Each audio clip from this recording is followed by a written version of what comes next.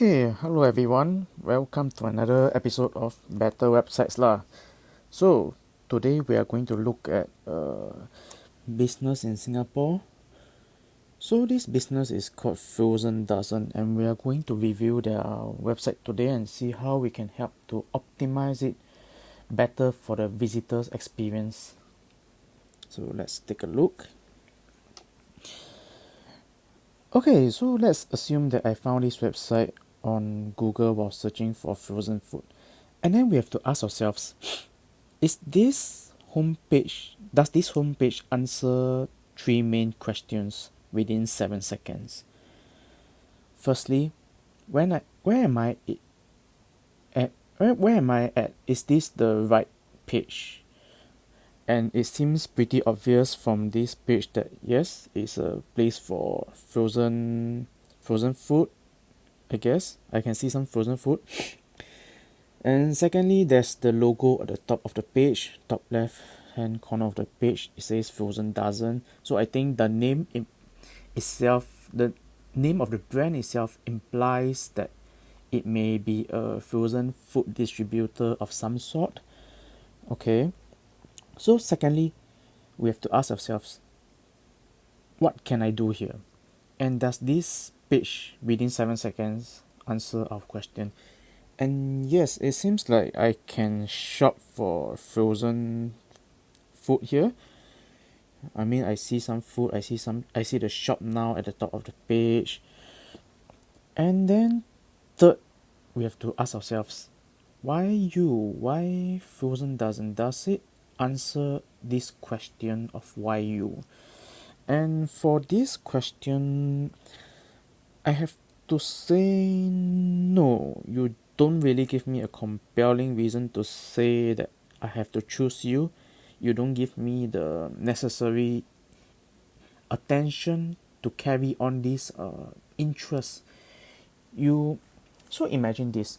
We are at the front door of your house, and stuck. I'm outside of your house, and I'm looking inside, and you don't seem to be able to impress me enough for me to go inside and view your house. So this is the thing about home pages. The home page is like you're inviting the visitors in to look even further down in your house, but these 7 seconds don't really give me a experience that I want to go further on.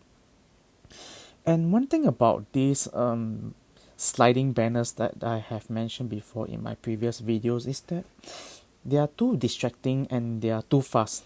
They don't really tell me much, and based on what I can see in this banner, it seems like the banner is not really fit to size with the sliding banner. What I mean is, okay, you see, sharing is blah blah blah. I mean, it's not complete. The sentence is not complete. Father's Day gift hamper. Uh, okay. Okay. Anyway, let's move on.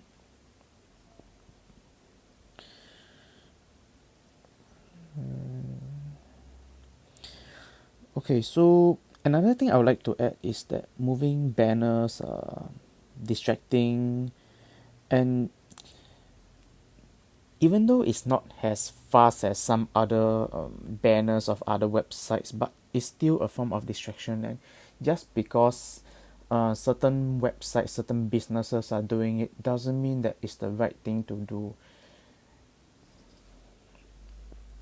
So what I do like is this spend $50 for free delivery at the bottom of the page, because it further emphasized to people that, oh, there's a value here, there's a value proposition here, there's a good it may give people a good shopping experience knowing that, hey, there's free delivery for $50 spent. So it may further encourage people to look even further. But what I do not like is I noticed that there's some random pop-ups at the bottom of my screen, and mind you, I'm using an iPad, so you can imagine the annoyance of mobile phone users if they see a random review pop-up, or they see some random pop-ups here and there. It just annoys the visiting the visitors experience. Okay, so it's just like, for example, if I were to go to your house and suddenly you have birds chirping, you have dogs barking, you have drilling noises, and then you're suddenly talking to me at the same time. So how would you feel? You would feel like, wow, there's so much distractions all over the place, and it's making you uncomfortable and not able to concentrate on the real thing here. So let's look further down the web page.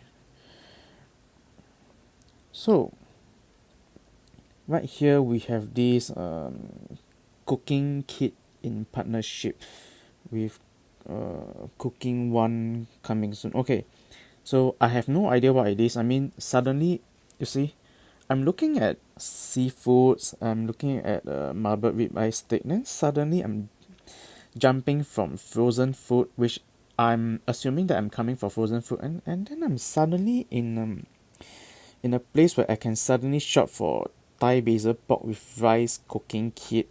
What's a cooking kit? I do not understand what's a cooking kit. Is it a ready to eat meal? I'm not so sure. Could you possibly do better by explaining what is a meal kit? What is a cooking kit? I mean, and then now we have a description of a meal kit, and then I have to ask you. So if you see there's this great taste, perfect portion, convenience in the meal kit, and then at the top it says cooking kit in a partnership. So is it a cooking kit or is it a meal kit? So, is it the same thing or is it two different products? This one I'm not so sure, but it's best if you can provide clarity to your visitors by. I'm not going to argue about the descriptions here, but what I would like to say is have the same meaning, same language when you are describing certain things which may confuse your visitor. So let's look further down. All these are okay, but it just seems all over the place. I mean, it's good that you're clear on your products. How much is it? How many minimum pieces required for purchasing? But it just seems like there's no. What I would recommend is a category section, like say meat in one section. I notice you have meat in one section. Seafood could be in another section. Snacks like your gyozas, like your meat wings, like your sweet potato fries. Snacks could be in another section. So these are the things to look out for because people are confused as to how come there's different things all over the place. There's no category section. So you see, just now we had sweet potato fries on top. Then at the bottom we have chicken karaage. We have onion rings, and beside is a cod fish. It's making me confused all over the place. Then let's look. Okay, this one seems alright. Nothing much to talk about. Shop all now. Okay. This banner doesn't tell me much. It just shows a few products which I can't really tell what is it. It seems like those processed food, those snacks, but I could be wrong. It could be meat for all I know because again the design of the banner is not very clear. It's dark in color and there's no description. It's not saying, oh, I think I can see a fish actually, but you see I couldn't really tell anything until I really couldn't tell anything, and this banner is actually useless in this sense lah. So okay, what I like is you have reviews of, you see, you even have reviews, names of your customers, you have pictures. It's good, but what I would like to say is it seems to be a tad too much. Like it's like you're bombing all the reviews and testimonials in my face. What I would recommend is perhaps you could choose three of your best reviews, or you can choose by latest reviews. You can even include the dates inside the latest reviews. And you have a button below, a link below that says read more of our testimonials or our reviews if they are interested. So you get them interested without bombarding them with all these pictures, all these reviews. That's too much. Just in a homepage, you don't want to tire out your visitors. You don't want to give them, you don't want to make it too fatigue for them to process everything. And then when you finally talk about your product or your main offering, then they get too tired already. You want to make it quick and simple. And if they want to find out more, they can click on that link. Sure, no problem. I mean, people want to find out more. I mean, you see, don't you agree that it's too much pictorial reviews and all? You see, you can have all of this in your show more reviews link. So, okay, so this is, I think this is the same banner that we saw at the top. Quite redundant in my opinion. Then next, we have these complimentary cooking condiments. It Why would I want to find out more? Not trying to be rude. I'm not trying to be rude. I'm just trying to tell you from my point as a perspective visitor here. So you wanting me to click on it is asking me to take an action. Even though to you it may seem like, okay, you taking action is nothing what. I mean, you just click on it lor. But to me as a visitor, do you know how many links I have to click? Do you know that I have to go through a lot of spams? Do you know that in this digital era, we are being targeted by all these retargeting ads, we are targeted by cookies, we are targeted by so many information overloaded. And the best thing you can do for your business, for your homepage, is to be more clear and concise. Show clarity.